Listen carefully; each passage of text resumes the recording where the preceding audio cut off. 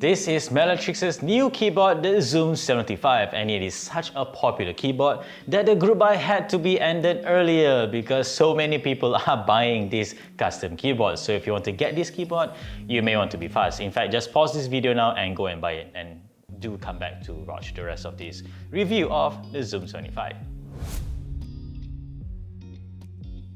First, let's talk about the differences between this prototype unit of the Zoom75 with the final production unit. First of all, you don't actually get this very beautiful looking case because the standard model just comes with a plain black box, which is fine. It does its purpose of protecting the keyboard as you're traveling, but if you want a little bit more bling bling, then yeah, get the case. Aside from that, this prototype unit doesn't come with plate alignment posts either, so the whole PCB assembly can actually be moved around and it is not fixed in place so that it can be compatible with keycaps of various profiles. But the final production unit will come with removable plate alignment posts so that you can fix it in place easier and you won't have to fiddle around with the alignment of the plate assembly. Last but not least are the Stabilisers V3 that comes with this prototype unit. Ours has a tendency to take quite a bit, but we were told that this may be updated in the final production unit, so you don't have to worry too much about that.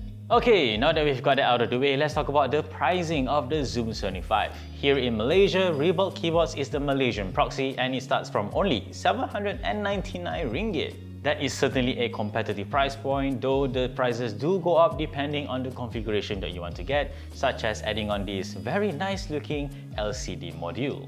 For international markets, it starts from $179 and as usual, the prices will go up depending on the wireless capability, or you just want it to be wired, or even the finishing of the keyboard as a whole. So how does the Zoom75 sound like? Well, as you can hear for yourself, it has a very nice and quite talky and slightly muted sound profile that I personally quite like out of a keyboard like this. It's worth noting that we only use the bottom foam as well as the plate foam for our particular configuration. We didn't use the PE foam, which would have made it an even talkier keyboard, so if that's what you want, you can just put it in yourself. And that is a good segue to Wutre Studio's new WS Morandi switch, which we are using for our build. It has a full palm housing for the top and bottom housing, as well as a UPE stem. This, paired with the fact that it comes lubed out of the factory, or don't get it lubed, it's up to you, does make for a very smooth switch with a pretty darn talky sound profile.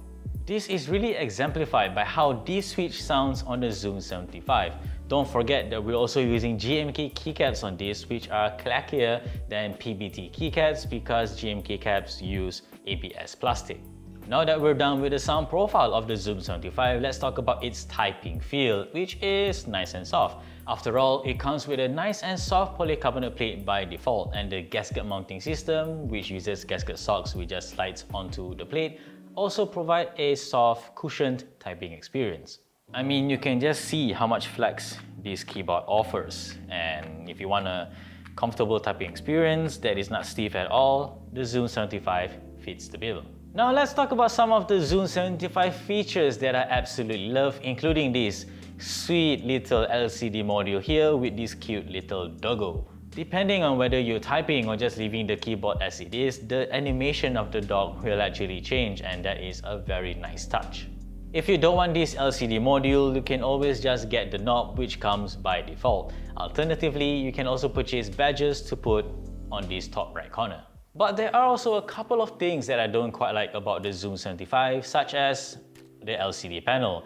Don't get me wrong, it's a nice novelty that I personally quite like, but as I was using this to type and seeing the animation of the dog change, it doesn't feel as responsive as it should be. Granted, this is just a prototype unit and the final production unit may have a more responsive LCD panel, but that is just me hoping for the best. And we'll only know the results of that once the keyboard starts shipping sometime in August 2023. So overall, if you like how the Zoom75 looks, I mean, just look at how nice the mirror finish is with the weight, you should definitely join the group buy if you want to, because it's ending very soon. As per usual, we will leave you guys with a sound test of the Zoom75. And if you like this video, leave a like. If you haven't subscribed to us, please subscribe to us. And as always, stay tuned for more good stuff to come here on this channel and Nextrift.com.